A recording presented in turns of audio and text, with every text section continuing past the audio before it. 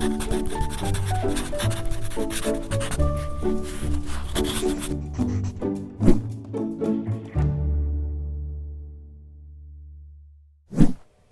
I'm Durham, and welcome to PaTTANpod.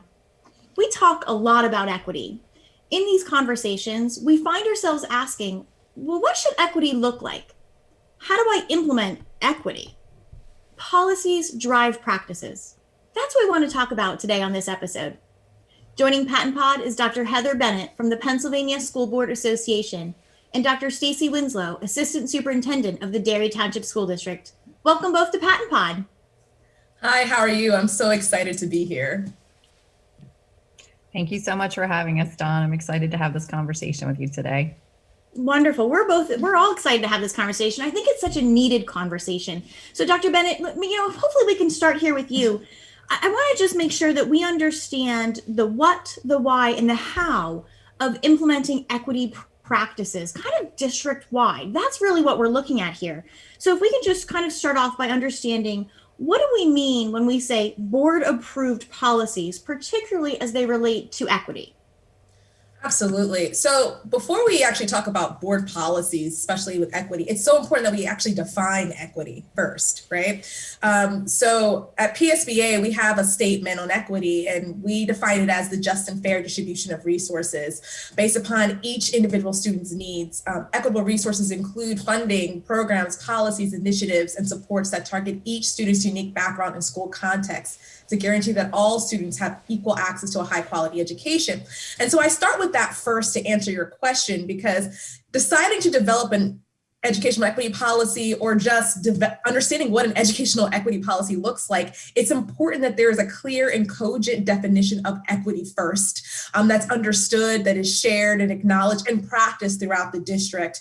You cannot assume that people know what this is and the policy will not be effective if leadership, staff, and community do not necessarily know what equity is. So that's the first thing first, is defining equity. But in this case, it's important to note that a board policy, first, before I say what an educational equity policy is really just a clear statement that sets forth the purposes and prescribes pretty much the direction of the district, organization and programs of the school system. It creates a framework which the superintendent and administration and staff can really discharge duties with a positive direction. And of course, at the end of the day, it's adopted by the board. An educational equity policy provides the board's directive for this educational equity work in the district. So it pretty much, the whole point is it has to outlive school board directors, because they change, as well as superintendent. So the whole thing is, it sets the blueprint and the direction for equity into the district.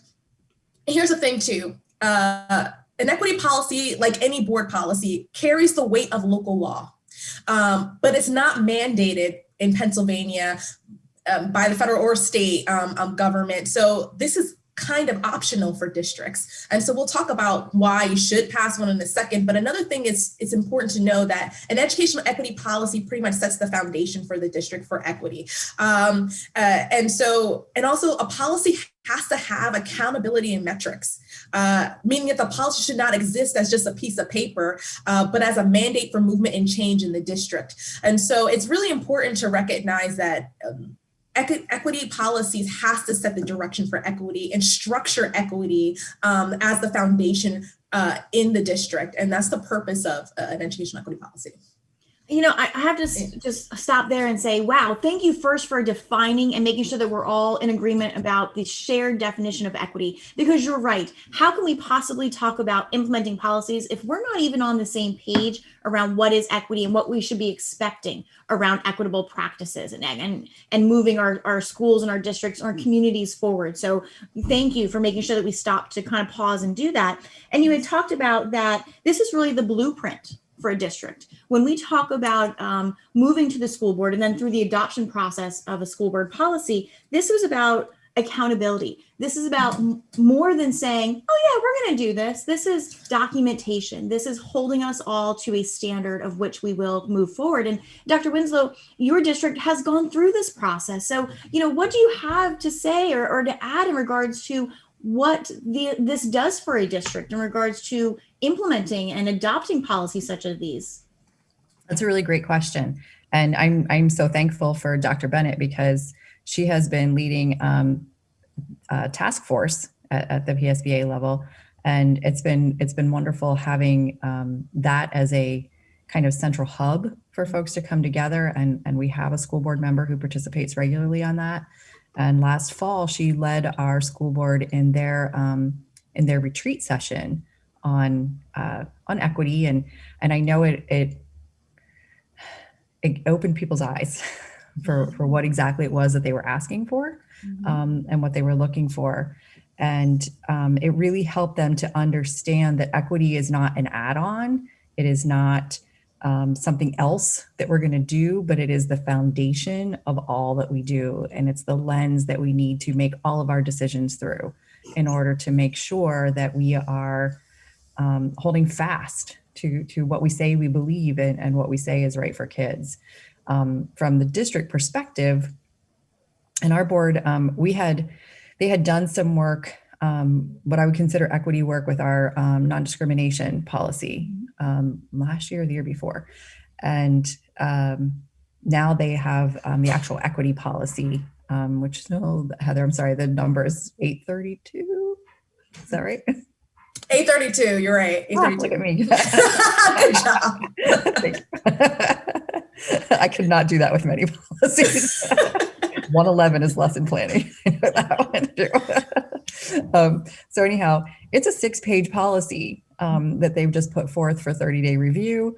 They're going to be approving it soon. And from my perspective, what it allows the district to do is to be very systemic in our processes. And it allows us to be very open with the work that we're doing. We started our equity work back in 2012, but we're not super loud about it because there can be considerable pushback when people don't understand what it is that you're doing. And people have a tendency to believe that if you're doing more for this group of students, that this group of students is now going to have less. And that's, of course, not really how it works. But that's always kind of a fear that people have. With the board putting forth a policy, now I can have a very intentional action plan. I can be working very intentionally with other groups.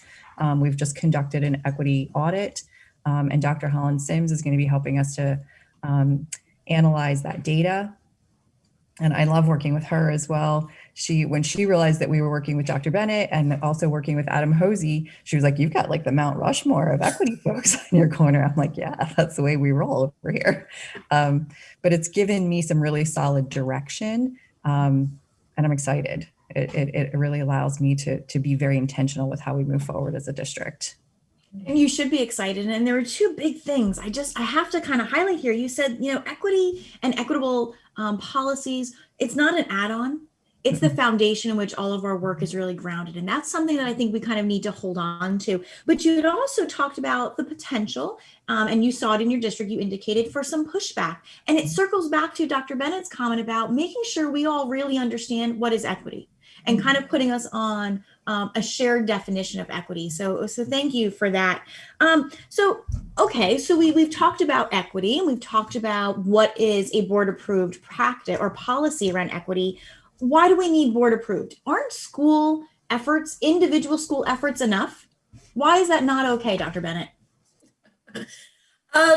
Okay, so it's extremely important to recognize that the cool thing about school boards is that they're about governance. They set the goals. They set one of their biggest roles is policy, because your policies, again, we talked about what is a board policy. It's the cohesive direction in the structure of the district, right? I always say this, we are not in the practice of talking about equity from a practice point of view. The reason why, because it doesn't change anything. If you're talking about different narratives or culture, you have to get down and dirty to what the structure of the organization looks like. Again, what Dr. Winslow indicated about the foundation level. And so if equity is existing as the foundation, it should lift up every aspect of the district practice. It should lift up your school board practice, your administration, your teachers and staff, your families and community engagement, your transportation, your HR, your food services, resources, your curriculum, and a bunch of things so that it can reach students.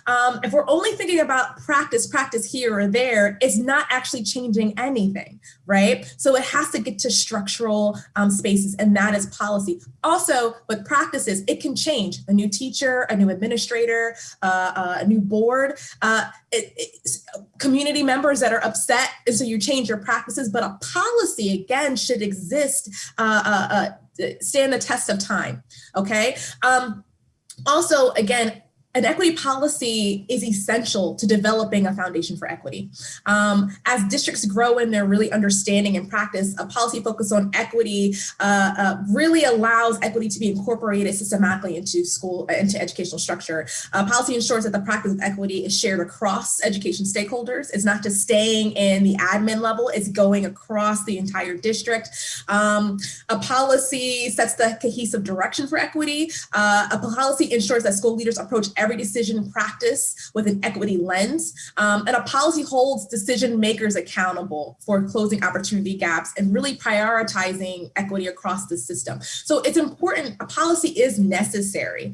Now, we can talk about this, and I probably have time to talk about it, about the fact that because it has the power of local law, not every district is ready for a policy. And so we'll just say that a lot of times there's also a misunderstanding of what actually it is. And so if you don't know what equity is, that's why I always started off with what is equity. You're not ready for a policy because you're going to be held accountable to something. Your district leaders are going to be held accountable to something. They don't even know what it is. And so it's extremely important that districts in this process are doing certain steps to get themselves ready for this policy. They're really including families and students and engaging them and centering their voices into decision making. They're looking and really understanding their demographics. They're really talking about data, quantitative and qualitative data. An equity audit is also important because what's going to go into the policy is the information and the disparities that are existing through that, illuminated by that equity audit. You are defining equity, again, into your school entity and community. And you might even need to define anti-racism as well as a school district and a community. And that should be a part of your policy. You are embedding educational equity, not into just that one professional development, but into all aspects of professional development into the district. You're pursuing culture responsive leadership and practices. You are analyzing your existing policies with an equity lens, right? And so what I'm saying to you is you're being held accountable. It's so important that the work is being done first before you're even moving into the step of an educational equity policy, because again, that policy is serious and it's going to change the narrative and the direction, and they're really going to have a paradigm shift of how you think about education and how it's been done. And so we are always saying, do the work. So that you're ready to move into that foundational level. Unfortunately, we know that districts are at very different levels. Not unfortunately, just in general, districts are at very different levels in this work. And so to make sure that policy has teeth, you got to keep doing that work so that you are, once you have a policy, it's going to sustain itself and not just be one time or other or changing often. So that's the purpose of that. You know, I think that pulling back to that, policy is different than practice. Mm-hmm. And we need to remember that. And there was a word you said a few times, and I wrote it down multiple times and kind of circled it and started: cohesive. When we have cohesive understanding around the purpose of this policy and around the need for the policy and the understanding about what it is actually that's driving this work, I think that's a key piece for all stakeholders involved, as you had indicated. And Dr. Betty, you were kind of alluding to this, so I just want to pivot for a bit, Dr. Winslow, and help me out, because your district went from start to finish with these policies. And I want to ask, for those of our viewers and listeners who are paying attention to this episode, how do we start the conversation and drive and move the work forward? Dr. Bennett was talking about all the pieces and parts. How do we move through that practice of getting to a policy? It's not easy. It is not easy work. And I want to be very clear that we're not finished. I don't know that there is a finish line. I think it's more of a journey and always a striving for equitable excellence. And, to Dr. Bennett's answer and your original question of why are individual school efforts not enough, one of the things that you want to avoid are pockets of excellence. You want to see excellence across the board, and a policy ensures that you don't have a particular building principal who's like, oh, we're not quite ready for this. We're going to wait 2 or 3 years. No, we're all going to get on board and we're all going to go together. But to back it up, like I said, we started some of this work in 2012 when I came to the district, initially looking at our student achievement gaps. Who are students who are not achieving at the same level, and looking at our students who are in poverty, because that was definitely where one of our initial gaps was, and starting to address that through professional learning. And then, as we moved along, and from my particular role as the assistant in charge of curriculum instruction, really taking a 2-pronged approach of how do we make sure that our curriculum is equitable and that we don't have barriers in the way for our children. And we still do. We're not, please don't look to us as being like the perfect district, because we have work to do and we have many things to still strive towards. But then also professional learning, like how do we start to work on the hearts and minds of our staff as they think about the different children who are in front of them every day, and what are the different elements that all come into play there, because we might be focusing on academics, but you really also you're talking about attendance, you're talking about discipline, you're talking about who's in your honors classes and who's in your not honors classes. And what does that look like, and what kind of a picture is that painting for your students as a whole, as far as the opportunities that are concerned. So having actual policy in place, or soon to be in place, I think is going to help us to make some strides in places that we've been maybe spinning our wheels a little bit. But definitely the professional learning piece is a huge element in moving people forward and getting ready for this kind of work. And just where we are today versus where we were even 2 years ago, and the number of people who would now say that equity is a really important part of what we do at Derry Township versus what they would have said 2 years ago, it's a giant shift. And so when we first started this work, I was beating a drum all by myself, and now I've got a whole band with me, which is fantastic. But it's administrators, it's teachers, it's food service workers, it's bus drivers, it's everybody who has contact with our kids. And one of the things that we really focus on too is community. Like, we are a community and we want to be a welcoming community for everyone. We are a very diverse community because of the Hershey entities that are within our district, which is fantastic. But we as a community maybe have not always been as welcoming as what we could be. And this is really helping people to kind of shift their look, and the district is helping to take the lead with that. And an equity policy is the next step in really giving some teeth to what our beliefs are and what we want to see. The other piece that's really great is we have an equity goal in our comprehensive plan, and we are in our comprehensive planning stage. And fortunately, that was extended till March because it turns out we needed that extra time with all of this crazy stuff that's going on. But that in and of itself really helps to give direction to the district as well. So we're starting to weave all these pieces together and to really show that it is the foundation and the lens through which we're doing the work, as opposed to this thing over here that not everybody completely understands. No, you had said it, and I think we're going to say it again more than once here. There's no finish line.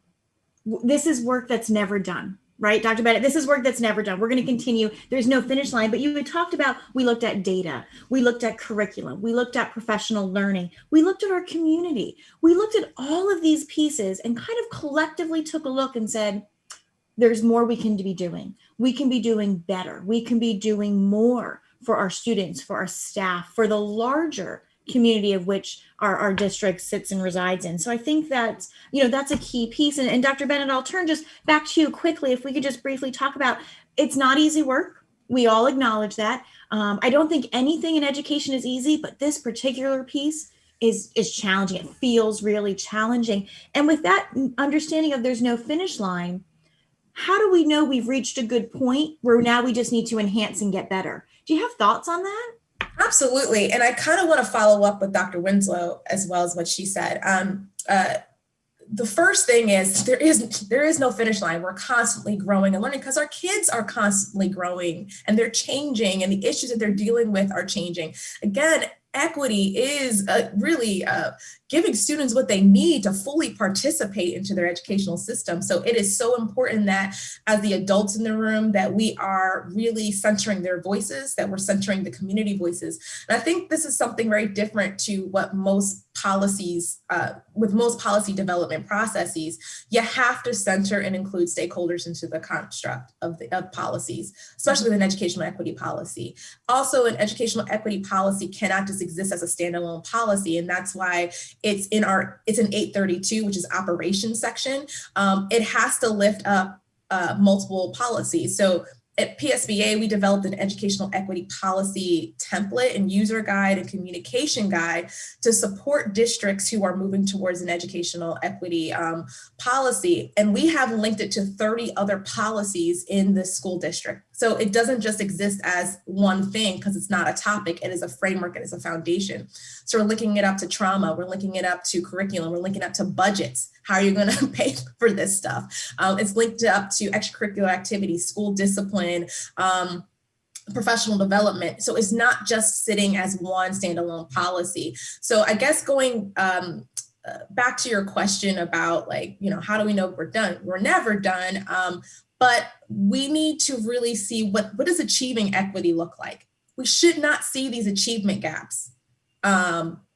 Those outcomes, we should not see outcome differences between races of students, students who have differing economic experiences, students who have access to technology and others who do not. Again, this is why getting to the opportunity gaps is the most important. In our society, we get so wrapped up in differences of achievement that we start to believe the deficit mindset, deficit perspective that students who are not achieving are not capable of achieving, when really it is the opportunities in our district and really looking at those structures that are creating barriers to opportunity. That's why these policies are so important, because you're saying it is the barriers that we are it's the barriers of opportunity that the district has created that we need to dismantle.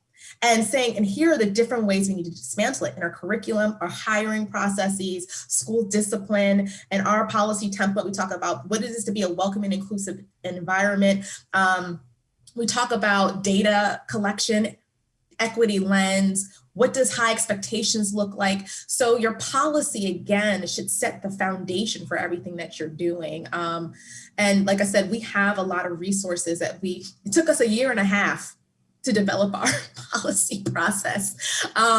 So we are saying you shouldn't just develop a policy and think it's going to take you 2 days, 3 days. And you should not just be doing it amongst the district administration. You should be including your students, and you should be including your families as focus groups to your policy, because how are you going to know if you're moving towards equity unless you ask your students and families? And so that's a different perspective and mindset of how we've traditionally done policy, since it's usually mandated by the state or federal government. In this case, you need to center students and families.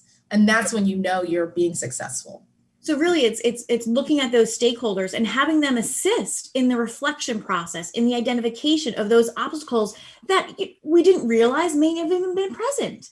A lot of, we may not have known, we may not have done it purposefully, but they're present. And we would never be able to see that if we didn't ask the community members, if we didn't ask our students, if we didn't ask our families, our teachers, our administrators. So kind of, it's as you had said, it's not just a group of individuals making these decisions and filling out this template and coming up with these words. It's the larger construct of the district and the area. And I think that's, I think that's something we have to focus on. And I so appreciate both of you joining PaTTANpod today to talk about educational equity policies and the importance, the what, the why, the how, because as you had said, Dr. Winslow and Dr. Bennett, you echoed that sentiment. It's not easy, but it is absolutely necessary. And it's time, quite frankly, for us to start taking action, for us to start saying, okay, we've talked, now let's take some action regarding this concern that we know we need to address. So Dr. Bennett, Dr. Winslow, I thank you so much for joining PaTTANpod.